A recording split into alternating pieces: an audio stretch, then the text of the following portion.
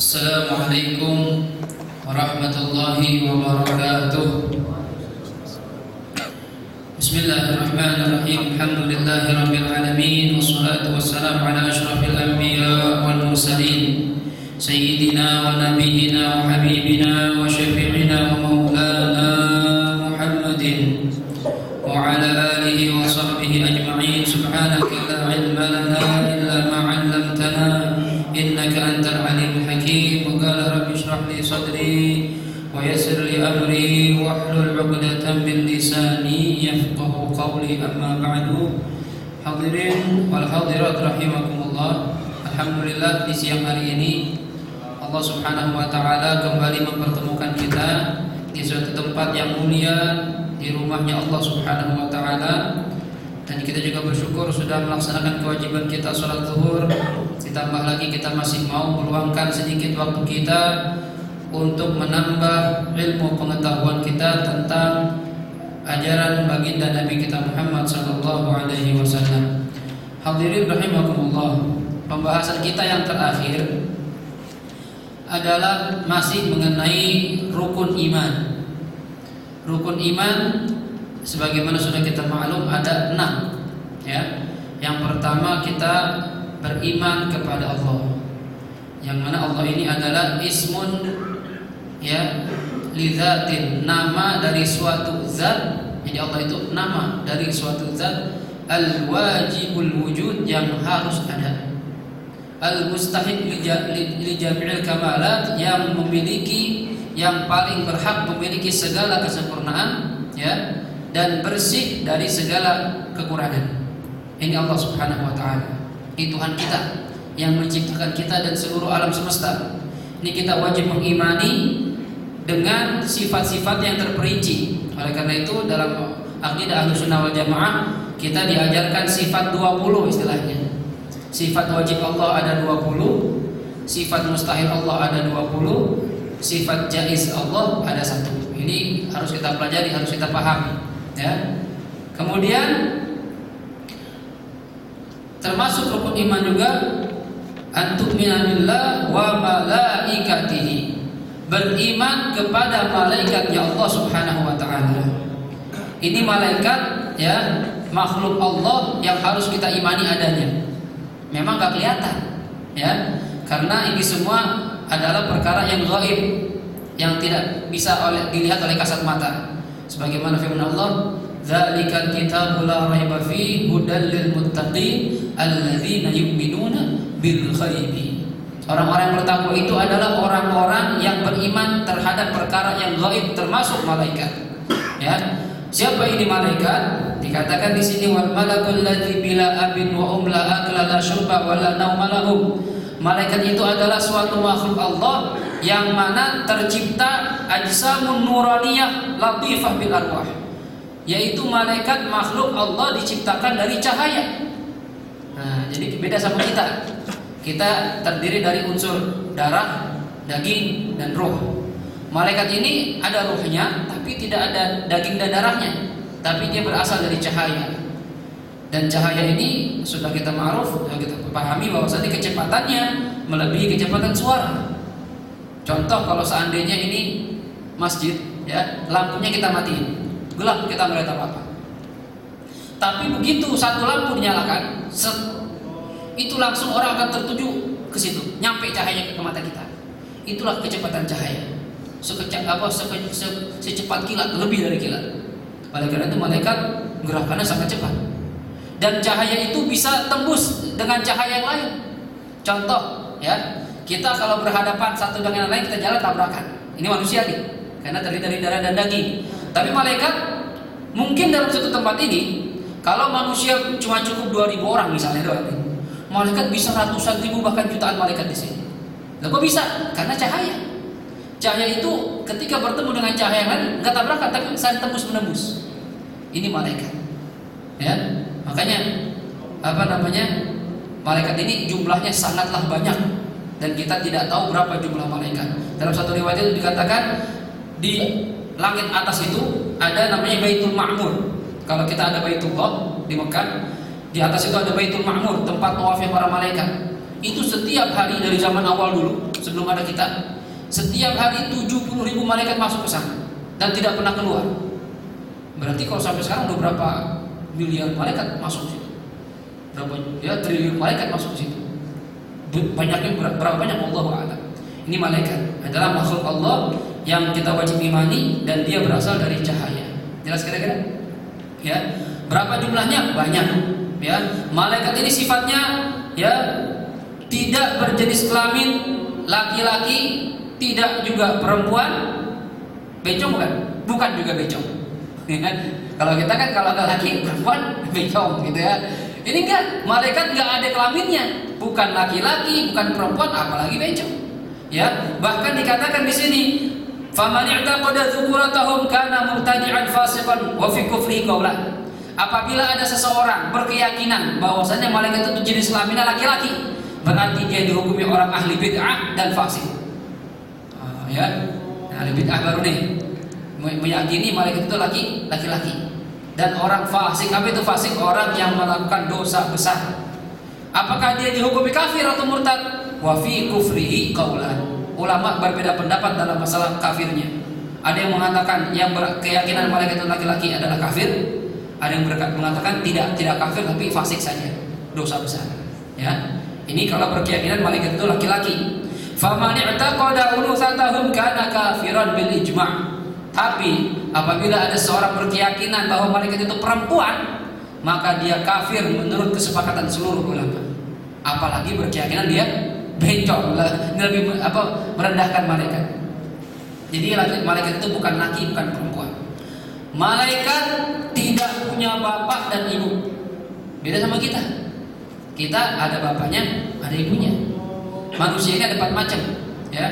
Ada yang nggak punya bapak, nggak punya ibu. Siapa itu? Nabiullah Adam.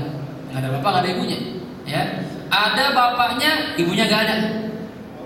Siapa itu? Siti Hawa, istri Nabi Adam, nenek moyang kita, ibu kita. Ya. Ini berasal dari sulbinya Nabi Adam, tulang rusuk Nabi Adam. Ya, bapaknya itu sebagai bapaknya ya, sumbernya. Kemudian Allah ciptakan Siti Hawa. Ya. Kemudian ada manusia tidak ada bapak tapi ada ibunya, Nabi Isa. Ya, makanya Nabi Isa bin Maryam. Isa anak laki-laki dari Maryam. Nah, Ustaz sekarang banyak Ustaz ada anak nggak ada bapaknya, itu sih zina namanya. Ya. Karena kalau anak zina nasabnya tidak nyambung ke bapaknya. Nah, untuk bilang gitu. Hati-hati nih, ya jangan sampai kita berzina di dosa besar. Kalau seseorang berzina, hamil dia tuh perempuan, kemudian anaknya lahir, maka nasabnya nggak nyambung ke bapaknya. Kalau dia perempuan, anaknya ini ketika ingin menikah, walinya bukan bapaknya itu, bukan yang hamilin, tapi wali hakim. Malu kesian. Ya, ayo jangan sampai berzina, alhamdulillah. Ini malaikat tidak ada bapak, tidak ada ibu. Tapi pada dasarnya manusia umumnya ya punya bapak, punya ibu seperti kita nih. Ya, ada bapak kita, ada ibu kita. Dan hubungan nasab ini tidak bisa terputus sampai kapan. Walaupun marahan, walaupun beda agama, tetap aja bapak kita. Ya, gue tobat punya bapak kayak lu, misalnya nih ya. Atau bapak kita ngomong, gue ogah ngapain lu anak gue, bandel banget. Tetap aja bapak kita, tetap aja anaknya, nggak bisa putus nasabnya. Ya, nah, nasab nyambung ke bapak. Ya, nah ini. Ya, jadi malaikat beda sama manusia, nggak punya bapak, nggak punya ibu. Malaikat la akla la syurba wala nauma lahum, nggak makan, nggak minum, nggak tidur, nggak ngantuk. Nah, beda sama manusia. Manusia makan, ya, manusia minum, manusia ngantuk, tidur. Malaikat nggak ada begitu. Jadi dia kalau ibadah juga, wala nasoba lahum, nggak ada rasa capek. Nah kita ya kerja seharian pulang tepar di rumah, ngantuk. Malaikat nggak ada capeknya. Makanya ada sebagian malaikat kata Rasulullah dari mulai diciptakan sujud aja, nggak bangun-bangun sampai kiamat. Ada yang ruku aja, ada yang diri aja, ada yang tasbih saja. Ini malaikat nggak punya rasa capek sama sekali, nggak punya rasa lapar, rasa haus, ngantuk, nggak ada sama sekali. Ini malaikat. Kemudian malaikat sifatnya juga la yatanakahun, tidak menikah. Nah, nggak kayak kita. Ya, kita kodratnya ini Allah ciptakan berpasang-pasangan. Jadi nggak usah jadi kayak malaikat dah. Ya, memang kalau RT gak kuat, nikah aja, jangan pacaran dulu. Ini kadang anak muda begini, saya kesal banget. Pacaran dulu, ntar kalau cocok baru nikah. Udah coba pacaran 7 tahun, saya udah habis pegang-pegang. Kayaknya gak cocok nih, putus akhirnya. Nggak ada di Islam gitu. Ini budaya pacaran nggak ada di Islam. Yang ada ta'aruf, kenalan doang. lihat wajahnya, lihat telapak tangannya, istikharah, minta sama Allah, bagus, bismillah. Ini cara Islam begitu. Yang saya sedih terkadang sebagian orang tua kita kalau anaknya dilamar malah nanya begini, emang gak mau pacaran dulu biar tahu dulu cocok apa enggak? Coba diajarin begitu sekarang orang tuanya. Dia bagaimana sekarang, ya Allah, naudzubillah, akhir zaman seperti ini. Orang pacaran biasa, orang nikah baru kenal seminggu 2 minggu langsung nikah, aneh. Tapi kalau pacaran bertahun-tahun jalan bareng biasa itu biasa. Nih akhir zaman begitu tuh. Jadi kalau ada orang ingin melakukan syariat Islam, aneh kelihatannya. Tapi kalau ingin melakukan hal-hal yang berhubungan sama sesuai dengan adat budaya orang-orang barat, orang-orang kafir, dilihat biasa saja. Nauzubillah min dzalik. Ya, malaikat enggak nikah sama sekali. Malaikat tidak beranak, ya, enggak punya anak, tidak diperanakan. Kemudian malaikat tidak dicatat amalnya. Kenapa? Karena malaikat tukang nyatet. Mereka tukang nyatet, enggak dicatat amalnya. Malaikat tidak dihisab, tidak dihitung amalnya karena mereka tukang hitung, ya. Mereka tidak ditimbang amalnya. Kenapa? Enggak punya kesalahan sama sekali. Ini malaikat enggak punya kesalahan, sedikit pun enggak ada. Ya. Kenapa? Karena kata Allah dalam firman-Nya, la ya'sunallaha ma amarahum wa yaf'aluna ma yu'marun. Sifatnya malaikat tidak pernah maksiat terhadap apa yang Allah perintahkan. Ya, dan ketika diperintahkan langsung mengerjakan. Enggak kayak kita. Allahu Akbar, Allahu Akbar. Tanggung nih, yang lagi makan. Entar jam 2 dah. Jam 2 repot. Ya, BBM-an lupa ngobrol sebentar, tahu asar ya asar. Entar habis pulang kerja. Ya, akhirnya terus begitu. Ini kita manusia.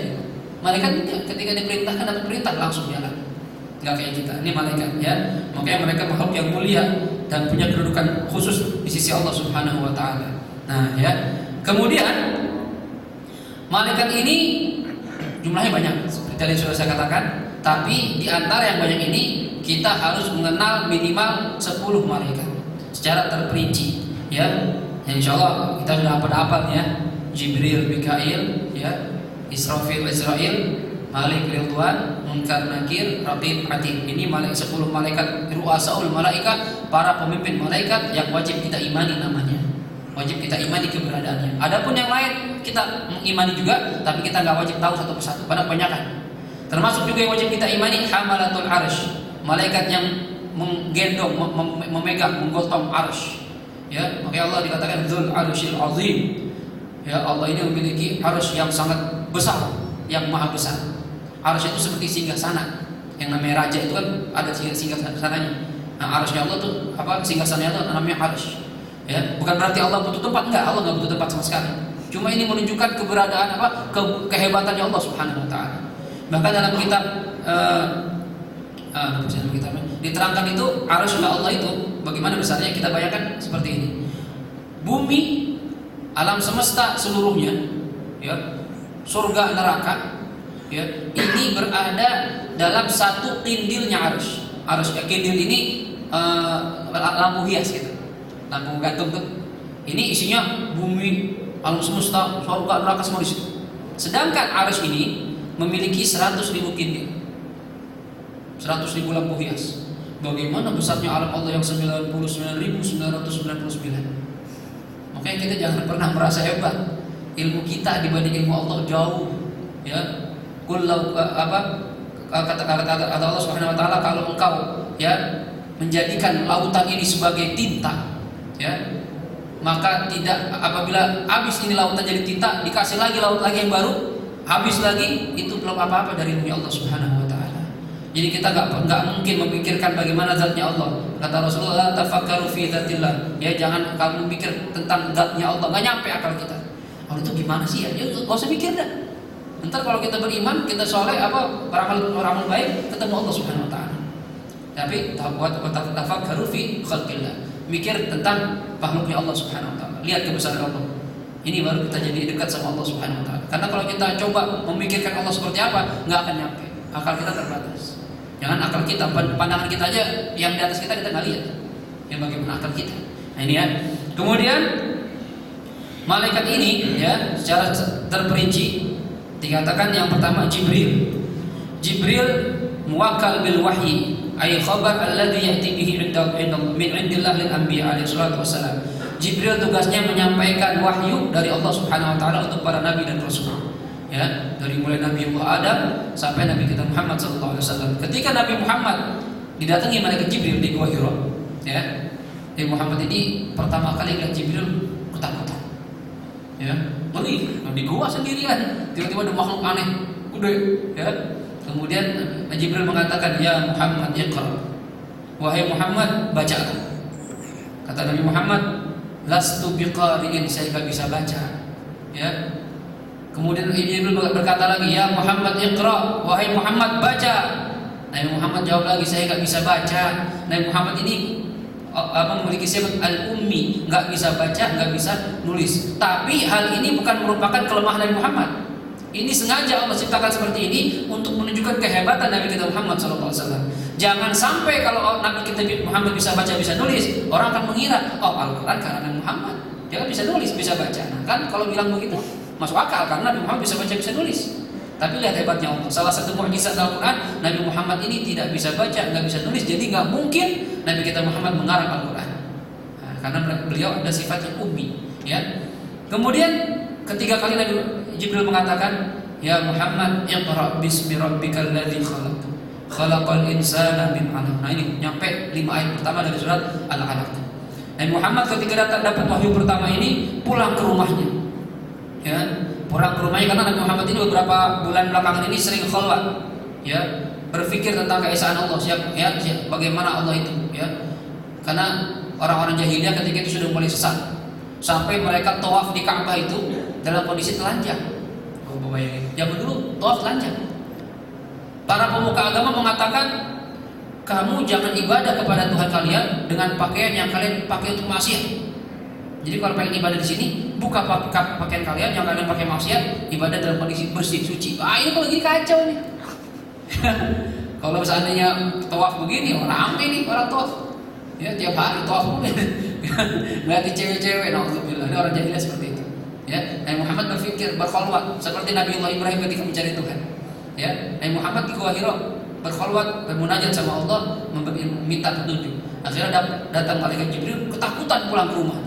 Ya, ketika takut, lihat bagaimana peran seorang istri yang salihah. Suami lagi ketakutan, lagi sumpah, lagi ada masalah. Bini kita, kalau bini kita, yang kita nyampe rumah dia udah marah-marah. Mana bang duit bang? Belanja bang. Ini bini yang abang kata kita begitu. Nabi Muhammad beda. Siti Khadijah ketika lihat suami ketakutan, ya masuk ke kamar. Nabi Muhammad berkata, "Zamiluni, selimutin saya." Akhirnya diselimuti sama Siti Khadijah, dipeluk sama Siti Khadijah. "Ada apa suamiku? Coba cerita, kenapa kamu?" "Takut Nabi Muhammad, takut dan gemetar." Ya, ini menunjukkan orang kalau takut itu, ya, dalam kitab-kitab sejarah itu, orang kalau dalam kondisi takut akan ada manfaatnya apabila dipeluk. Gitu. Jadi kalau istri kita takut, peluk aja, gitu, ya, gitu. Takut, jadi ada rasa aman di situ. Dipeluk itu Nabi Muhammad. Ketika itu Nabi Muhammad berkata, "Saya kedatangan orang nyuruh saya baca, kadang seorang makhluk, ya, bagaimana rupanya?" diceritakan sama Nabi Muhammad. Akhirnya Siti Khadijah menceritakan kepada pamannya yang beragama Nasrani, orang Arab tapi beragama Nasrani. Ya, ketika diceritakan, dia mengatakan, "Beruntung engkau wahai Khadijah, kamu akan jadi istri seorang nabi dan rasul yang mana dia telah didatangi oleh Namusul Akbar, yaitu Jibril. Tidaklah ada seorang nabi dan rasul kecuali sebelumnya dia akan didatangi oleh Namus atau Jibril ini." Akhirnya mulailah Nabi Muhammad, ya, diperkenalkan siapa itu Jibril, bagaimana, ya, nabi-nabi terdahulu diceritakan di Injil, ya, kamu akan nanti suami kamu akan diusir dari kampungnya, ya, akan dicaci maki, gitu. Agak begitu tuh Nabi Muhammad tuh. Semua rata-rata seorang nabi dan rasul diusir dari kampungnya. Nabi Musa diusir, Nabi Isa diusir, semua diusir. Ya, Nabi Muhammad akan merasakan seperti itu. Ya, katanya kalau saya masih hidup ketika nanti dia dakwah, saya akan ikut agama dia. Dikata pamannya Siti Khadijah. Ini Nabi kita Muhammad SAW. Ya, nah Jibril ini tugasnya menyampaikan wahyu, perantara antara Allah dengan Rasulullah SAW. Kalau sekarang Nabi udah gak ada, Jibril ngapain? Nanti jangan pikir bingung-bingung, apalagi bengong ya? Enggak, Jibril nggak bengong. Ya, Jibril ini malaikat yang selalu berzikir pada Allah Subhanahu Wa Taala. Jadi beliau ini kerjaannya terus berzikir sama Allah. Ya, bukan berarti kerjaan rapi bengong nganggur ya, kagak, emang kayak kita. Ya, Jibril ini selalu berzikir kepada Allah Subhanahu Wa Taala. Kemudian dalam suatu riwayat juga Jibril akan turun ke bumi apabila ada seorang beriman yang meninggal dunia dalam kondisi berwudu. Nah, makanya biasakan nih, jangan pernah lepas dari wudu. Mudawabatul wudu ini sunnah, menjaga wudu terus ini sunnah. Jadi jangan pernah kita lepas, batal wudu lagi. Kadang kita nyepelein di wudu nih. Padahal berpengaruh sama semangat kita untuk ibadah, pikiran kita untuk mencari ilmu, dipengaruhi. Ya, wudu ini cahaya, ya. Wa nurullah la yu'ta li'asi katanya. Ya, cahaya Allah tidak akan diberikan kepada orang yang suka maksiat. Jadi kalau seandainya, makanya kita kalau waktu lagi ngaji tuh di pesantren, kalau pengen ngaji itu suruh wudu dulu, ya, supaya masuk ke ilmu. Ilmu ini kan cahaya ketemu cahaya nyambung. Cuma kalau yang terang atau gelap mental jadinya, gitu. Ya, jangan pernah lepas dari wudu, gitu ya. Kemudian Mikail. Siapa ini Mikail? Kalau Jibril orang barat bilang Gabriel, kalau Mikail orang barat bilang Michael. Nah, jadi kalau penyatakan namanya Michael itu Mikail maksudnya, ya. Mikail ini adalah muwakkal Mikail al-Amtar yang Allah berikan wewenang untuk mengatur kadar hujan, kemudian mengatur kadar laut, sungai dan rezeki. Ini semua kerjanya Jibril nih. Jadi ketika tsunami ngamuk tuh Jibril yang menguasai, yang Allah perintahkan tuh. Ya. Mikail yang Allah perintahkan ya untuk mengatur semua tuh. Karena diberi kekuasaan wewenang oleh Allah Subhanahu wa taala untuk mengatur lautan, sungai-sungai dan lain sebagainya. Rizki juga Mikail yang Allah perintahkan untuk mengaturnya. Wa taswirul ajnihah fil arham, untuk mengatur bentuk janin di perut ibu, ini juga Mikail. Yang pesek, yang mancung itu Jibril ya, yang Allah kasih wewenang tuh bagaimana bentuk-bentuknya atas perintah Allah Subhanahu wa taala, ya. Jadi kalau ada orang misalnya, kenapa ente nikah sama bule? Pengen memperbaiki keturunan, mungkin karena memang janin itu sesuai dengan orang tuanya biasanya. Cuma kalau seandainya orang tuanya jelek, ibu jelek, ya mau berharap anak cakep ya susah gitu. Karena biasanya dari faktor genetik pengaruh. Walaupun yang menentukan itu Allah Subhanahu wa taala diperintahkan oleh malaikat Mikail, tapi faktor genetik itu pengaruh. Gitu ya. Nah, kemudian Israfil. Siapa yang Israfil? Israfil adalah muwakkal bil lauh al-mahfuz wa nafkhi fis sur. Israfil ini malaikat yang Allah berikan wewenang untuk mengatur lauhul mahfuz, memperhatikan lauhul mahfuz. Arti lauh ini papan. Jadi Allah itu punya papan besar banget, yang mana isinya itu catatan seluruh makhluk Allah Subhanahu wa taala dari mulai ada sampai enggak ada. Jadi udah catatan semua nih. Itu di situ ada ketahuan tuh tulisan tuh umur sekian. Ya, jadi ketika kita di perut ibu kita nih, itu kan 4 bulan ditiupkan roh oleh malaikat. Ya, Allah perintahkan untuk menulis bikat di rizkinya udah Allah tentu itu ketika umur 4 bulan. Catatan udah ada, ya. Saya dari mulai lahir sampai meninggal rizkinya berapa triliun, udah ketahuan. Ini sekian M, ini sekian. Jadi nggak mungkin nambah, nggak mungkin lebih kurang, kecuali atas kehendak Allah Subhanahu wa taala. Ya. Jadi kita nggak perlu nyari-nyari dunia ini moyo-moyo banget, jangan. Kadang kita nyari dunia, nyari duit sampai nggak sholat, nyari duit sampai nggak puasa Ramadan. Ini buat apa? Ya, padahal rezeki sudah Allah tentukan. Usaha saja semaksimalnya, doa, pasrah sama Allah Subhanahu wa taala. Dapat kita syukuri, enggak ada kita sabar. Itu aja. Kita antara sabar dan syukur, udah itu aja. Ya. Dulu ada cerita seorang suami, dia ini jelek, orang hitam, negro. Budak belian. Dinikahkan sama anak majikannya karena nih budak ini orang soleh. Kenapa dikatakan orang soleh? Orang soleh ini dulu pernah budak ini ketika tuannya nyuruh dia ngambil delima, ada yang mengatakan anggur, tolong ambil yang manis, saya ada tamu. Ketika dia petikin, ternyata nggak manis, asam. Panggil lagi majikannya, fulan, ente gimana sih? Anak suruh ambil yang manis, pilihin di kebun. Diambil lagi, asam lagi. Sampai 3 kali akhirnya ini budaknya ngomong, wahai Tuhan selama saya bekerja di sini tahunan, beberapa tahun ini cuma menyuruh saya menjaga kebun. Jadi saya nggak pernah nyicipin buah Tuhan sama sekali. Tugas saya cuma menjaga, nyicipin nggak pernah. Kira-kira kalau kita suruh jaga kebun rambutan, itu kita ketika berbuah kita cicipin dulu, kita orang kasih tahu majikan dulu, cicipin dulu, bagi duret ya, habis sama kita. Ini orang saking solehnya, orang soleh ini orang takwa sama Allah Subhanahu wa taala, ibadahnya rajin. Nyicipin nggak pernah. Kenapa? Karena tugas saya jaga, bukan saya nggak dikasih wewenang untuk nyicipin. Geleng-geleng gitu, masya Allah, ini orang ibadahnya rajin, orang jujur, ya. Akhirnya ini majikan ini punya anak perempuan cantik, ya udah dilamar sama anak menteri, anak khalifah, nggak mau ditolak karena dia nyari orang-orang seorang suami yang soleh. Kemudian ketika melihat ini budak orang yang soleh takwa sama Allah, ditawarin ke anaknya. Dia ngomong sama istri, gimana kalau anak kita nikahin sama budak kita ini, ya? Katanya dia, tanya dulu anaknya mau apa enggak, kata istrinya ini. Lihat anak yang soleh. Ketika ditawarin, gimana mau nggak nikah sama dia? Nanti dia saya merdekakan, kamu nikah sama dia. Kata dia, saya nurut apa kata orang tua. Coba ini. Padahal dia cantik cerita, suaminya hitam legam, seorang budak, ya budak lagi. Ya. Tapi mau. Coba sekarang. Dan kalau nikahinnya sama situ Ustadz, ya Ustadz. Apa itu Ustadz? Ya berkat doang makanya, ya berkat doang. Kalau sekarang gitu sekarang ya. Takut nggak punya duit, jawabannya dia nggak tahu kalau Ustadz kalau lagi bulan Maulid rame tuh. Cuma kalau nggak Maulid seneng juga ya. Ini akhirnya sang anak yang soleh nikah sama laki-laki yang soleh. Ya, suatu ketika istrinya sedang duduk depan kaca, ngomonglah sang istri, bang kita ini ahli surga dua-duanya. Kata lagi amin, insya Allah. Kok kamu bisa ngomong begitu? Kata sang istri, saya ini cantik. Kata istrinya nih, putih, tinggi, mancung, dapat suami kayak apa? Hitam, jelek, pendek, gitu kan? Rambutnya begitu kayak orang negro kan begitu ya. Ya. Tapi saya sabar. Orang sabar tempatnya surga.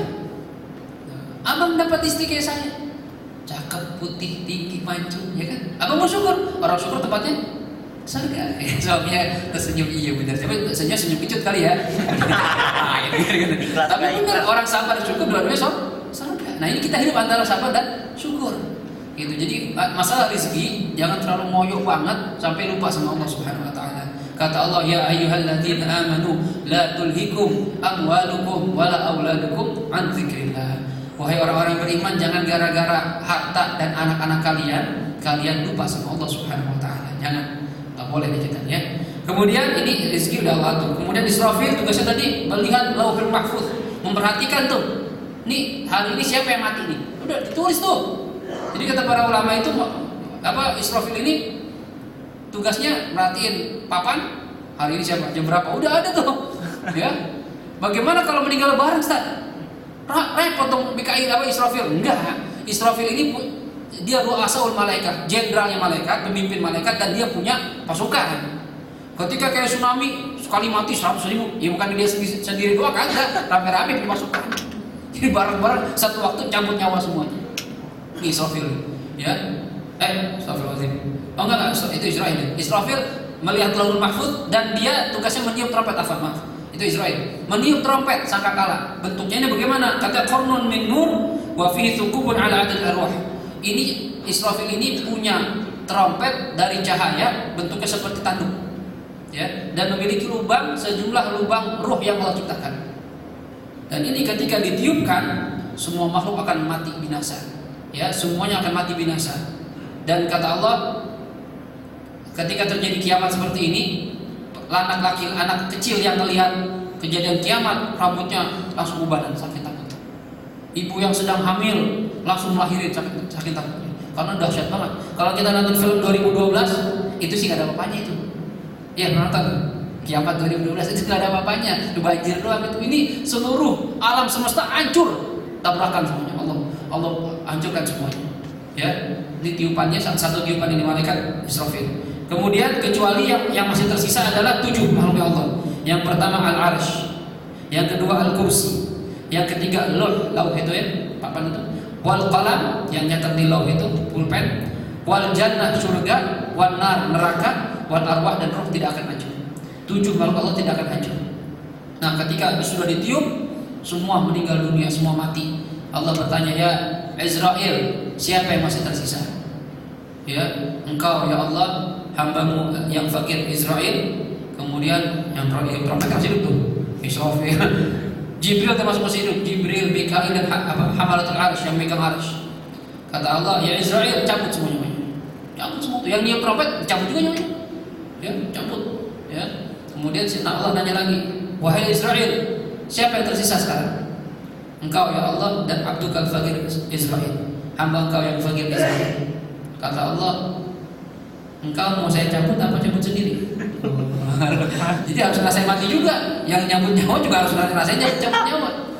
Kata Israel, saya cabut sendiri. Allah dicabut sendiri dan teriak Israel sakit-sakit.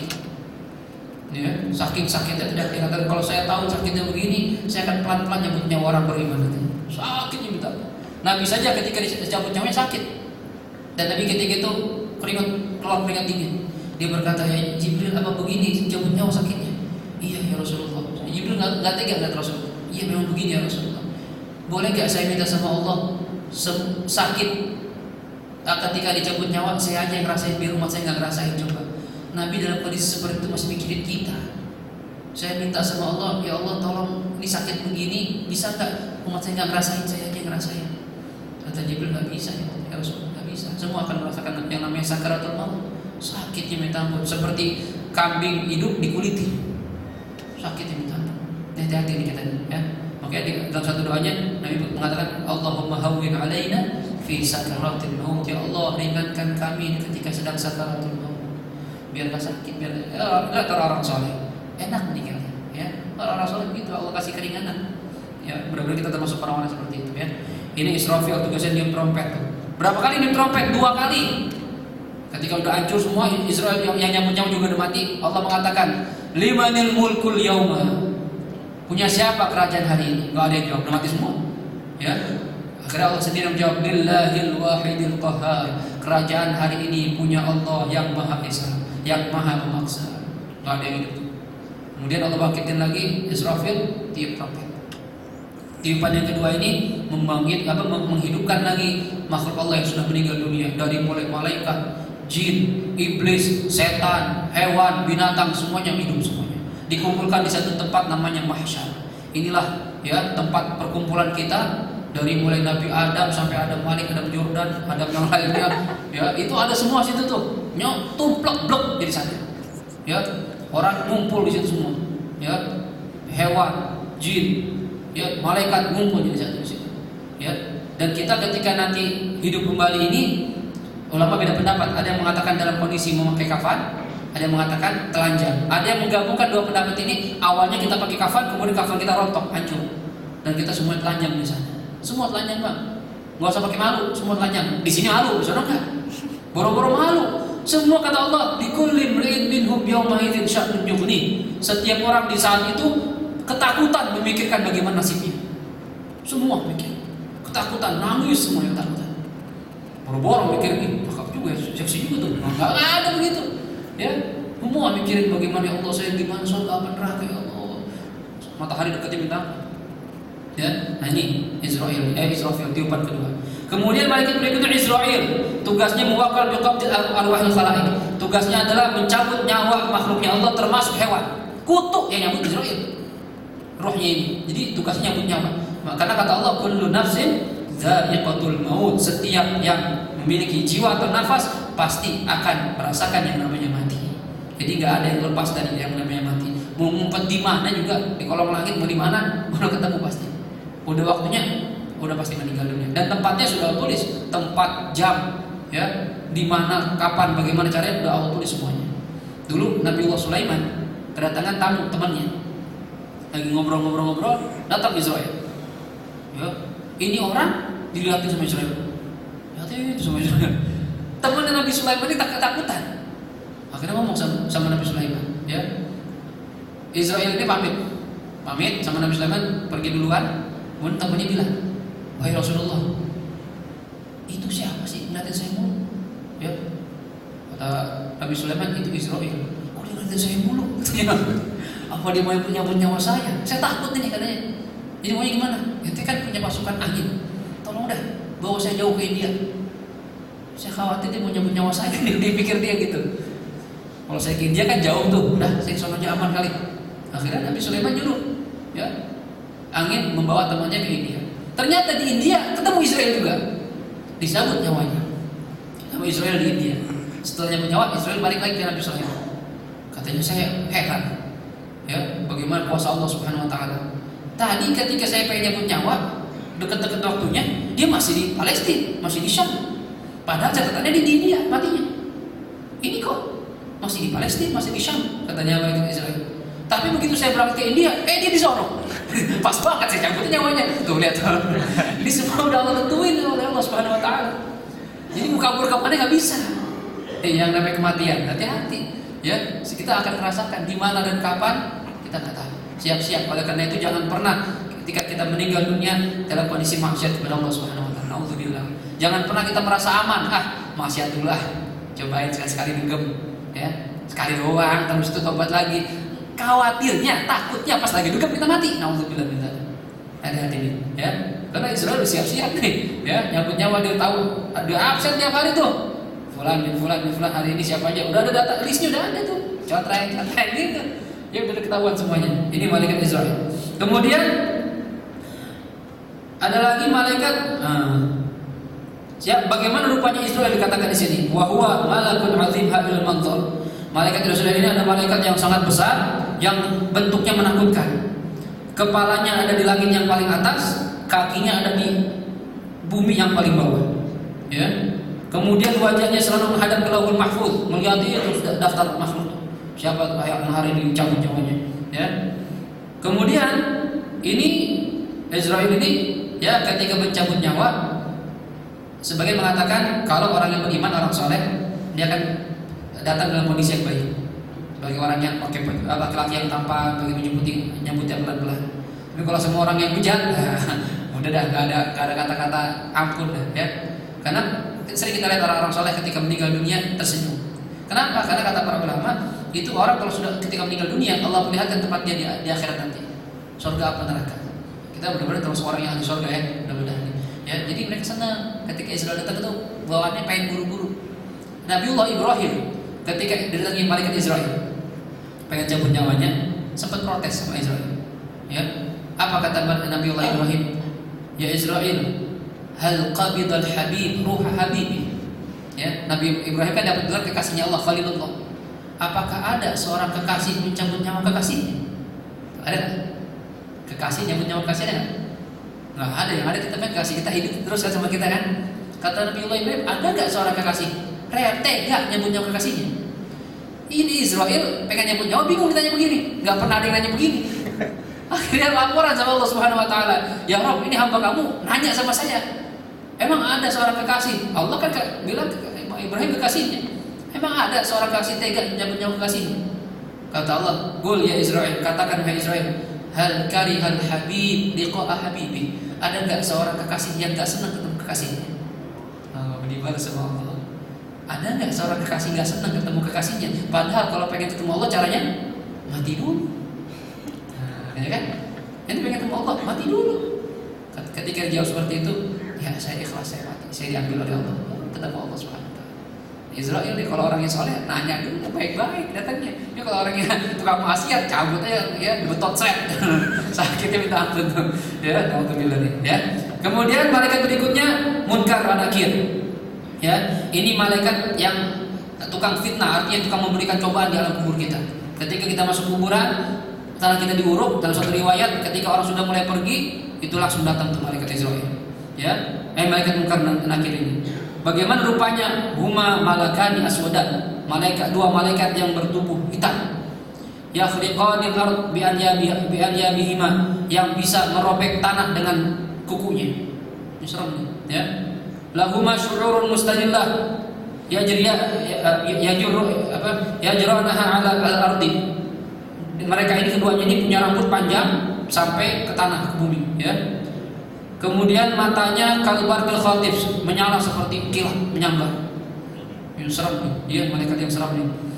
Ini malaikat ini katanya di tangannya katakan suaranya ini katanya, ya, ketika dia berbicara maka keluar api dari mulutnya. Suaranya ini seperti halilintar yang menggelegar. Kemudian nafasnya ini seperti angin ribut. Nafasnya kayak angin. Bagaimana rupanya, ya? Kemudian di tangannya ini ada mitraqah, kayak palu dari besi, ya. Seandainya seluruh makhluk yang ada di bumi dan di langit berkumpul untuk angkat ini palu, nggak akan kuat mengangkatnya. Ini kayak Thor gitu, film Thor tau gak? Ya, kan dia doang bisa ngangkat. Itu juga malaikat Munkar Nakir punya begitu. Ya, ini nggak ada yang kuat ngangkat kecuali dia. Berarti minta ampun. Ini dipakai buat apa? Buat mukulin orang yang nggak bisa jawab. Ketika ditanya di alam kubur, tanya tuh, ya. Tanya pakai bahasa apa? Bahasa apa, Ustaz? Wa yas'alani kullu insanin bi lughatihi. Ada dua pendapat. Yang pendapat pertama mengatakan ditanya dengan bahasa masing-masing. Kalau orang Jawa, sopo, ya, pangeran sampean, gitu. Orang Betawi, Tuhan siapa? Gitu, ya. Kalau orang Arab, man rabbuka. Tanya dengan bahasa masing-masing. Ada yang mengatakan enggak, tanya pakai bahasa Arab. Nah, kalau yang nggak bisa bahasa Arab bagaimana? Yang ngejawab itu amalnya. Kalau amal yang baik, kan bisa jawab. Ini pertanyaan yang udah kita tahu jawab pertanyaannya dan jawabannya, tapi belum tentu kita bisa jawab. Ya, tergantung gimana amal kita di alam dunia. Nggak bisa bawa contekan. Contekan, tidak jawab, nggak bisa. Ya, ini nanya, ya, dan ini menakutkan ini. Ya, ketika sudah ditinggalin di alam kubur, orang udah pada pergi atau sudah diuruk, datang langsung dia nanya itu. Ya, makanya orang-orang kita ini, orang Ahlussunnah wal Jamaah, mentalkin, dan ini seperti yang Nabi ajarkan kepada ibu angkatnya, pak bibinya ketika meninggal dunia.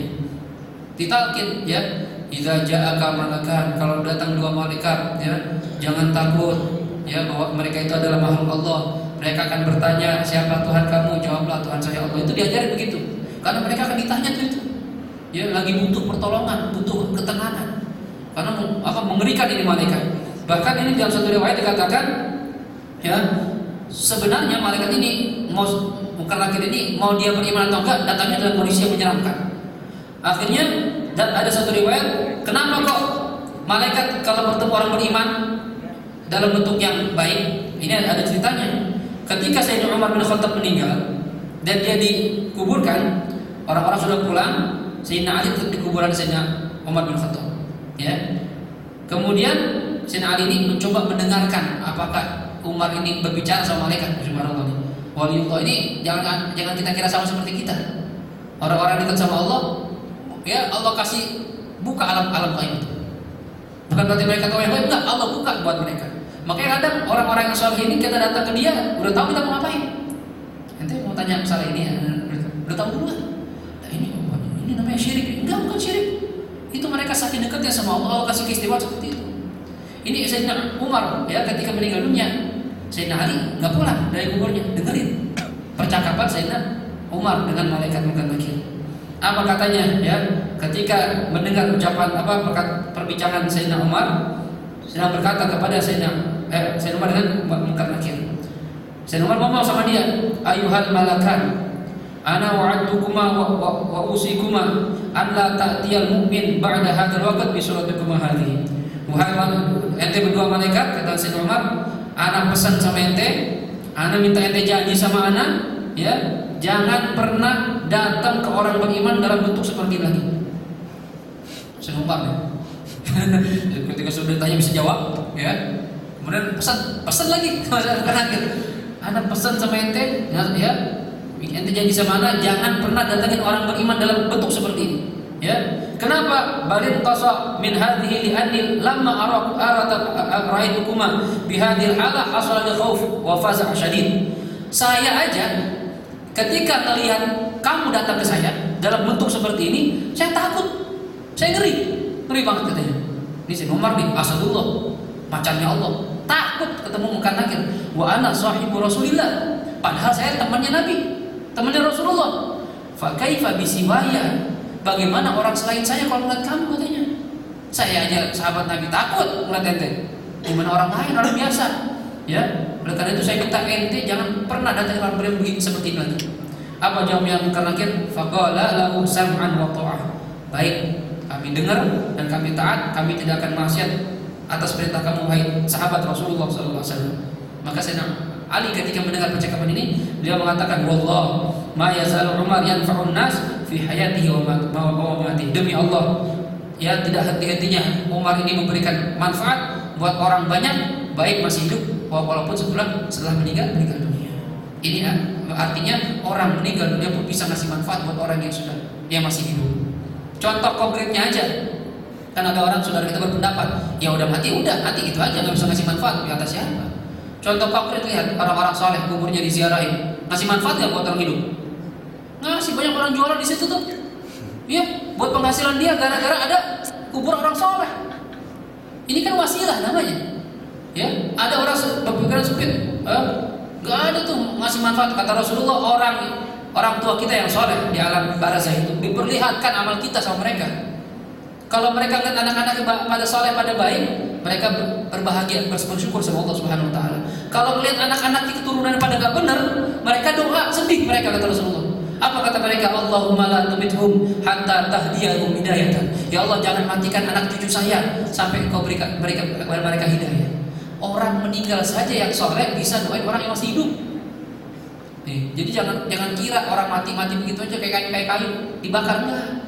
Mereka hidup lihat kita nih. Ini kalau orang tua kita orang soleh, orang tua kita disiksa baru lihat kita dengan sempat kali lihat, ya. Disiksa. Memang kita beruntung kalau punya orang tua yang soleh, ya. Nah, mudah-mudahan kita punya turun orang-orang soleh didoain sama kakek-kakek kita, ya. Nah, ini malaikat nakir. Kemudian Malik Ridwan, Malik penjaga neraka, Ridwan penjaga surga. Dan Malik ini malaikat yang nggak pernah senyum, nggak ada rasa kasihan sama sekali. Dia punya anak buah Zabaniyah, jumlahnya 19, dan setiap satu orang ini Zabaniyah ini satu malaikat punya pasukan banyak jumlahnya. Tugasnya ngapain? Nyiksa orang di neraka. Ya, nyiksa di neraka ini tugasnya malaikat Malik dan teman-temannya. Tapi Ridwan tugasnya adalah menjaga surga. Ya, dia menyambut orang yang masuk surga di pintu surga. Dikasih kabar gembira, silakan masuk. Ya, nanti kalau kita masuk surga tuh Ridwan dan nungguin kita tuh kalau masuk surga. Ya, tapi insya Allah kata Rasulullah semua umatku akan masuk surga, semua umatku, ya, kecuali orang yang membangkang. Ya, siapa yang membangkang? Ya, orang yang taat sama Allah dan saya, kata Rasulullah, masuk surga. Yang nggak mau taat sama saya dan Allah masuk neraka. Ini naudzubillah, jangan sampai kita lawan Allah, jangan sampai melawan Rasulullah SAW. Walaupun iman kita sedikit, ya, amal kita dikit nih, ya, dosa kita banyak, kan neraka dulu, digodok dulu, ya, naudzubillah sih. Mampir neraka, tapi ujung-ujungnya surga juga karena ada iman walaupun sedikit. Kita masih beruntung nih Allah kasih. Nah, mudah-mudahan iman kita ini bisa kita kembangkan, kita banyak ibadah pada Allah Subhanahu Wa Taala sehingga nanti kita nggak mampir dulu ke neraka. Alhamdulillah, ya. Kemudian yang terakhir ada malaikat Raqibun Atid, mencatat amal kita yang baik dan yang buruk. Ini ulama beda pendapat. Ada yang mengatakan yang nyatat baik itu Raqib, yang amal jelek Atid. Ada yang mengatakan enggak. Raqibun Atid itu nama satu malaikat. Raqibun Atid di kanan, Raqibun Atid di kiri, ya, namanya sama gitu. Ya, ada yang mengatakan seperti itu. Karena Allah mengatakan, "Ma yalfidhu min qaulin illa ladaihi raqibun atid." Tidaklah terucap satu kata pun dari lisan kita kecuali di sampingnya ada Raqibun Atid. Nyatat nih, ya. Akan tapi hebat umat Muhammad dapat keistimewaan kalau kita beramal soleh, beramal baik, ini langsung dicatat sama malaikat. Satu nih, jika kita pengajian nih, catat nih sama malaikat. Tapi kalau ada umat Muhammad ya mengerjakan maksiat, ini yang nyatat amal baik ngomong sama yang satu lagi, jangan catat dulu, ya, tunggu 6 jam. Dia istighfar nggak? Dia taubat nggak sama Allah Subhanahu Wa Taala? Kalau 6 jam nggak istighfar, nggak taubat sama Allah, baru catat. Ini enaknya kita nih. Kayak kita kalau maksiat, alhamdulillah, buru-buru taubat dah, jangan pakai nanti, biar nggak ada catatannya. Ya, seakan-akan kita nggak pernah maksiat sama Allah Subhanahu Wa Taala. Karena Nabi mengatakan at-taib minadz-dzambi kaman la dzambalah. Orang yang taubat dari dosanya seperti orang nggak punya dosa sama sekali. Ini mudah-mudahan kita termasuk orang-orang yang rajin bertobat kepada Allah Subhanahu Wa Taala. Ini 10 malaikat yang wajib kita kenal nama-namanya, termasuk juga hamalatul arsy yang menggotong arsy Allah Subhanahu Wa Taala. Ya, mudah-mudahan dengan iman kita kepada mereka kita dapat keberkahan, didoakan sama mereka, diberikan istighfar mereka sehingga Allah berkenan mengampuni dosa-dosa kita. Ini ya, saya kira cukup sampai di sini. Insyaallah pertemuan berikutnya membahas masih tentang rukun iman, tentang kitab yang kita imani, tentang bagaimana qada qadar, bagaimana hari kiamat. Ya, kita berbahas satu persatu, baru kita masuk kitab Thaharah. Demikian yang bisa saya sampaikan. Ya, apakah ada pertanyaan sebelum saya tutup? Dipersilahkan. Baik sesuai tema atau luar tema.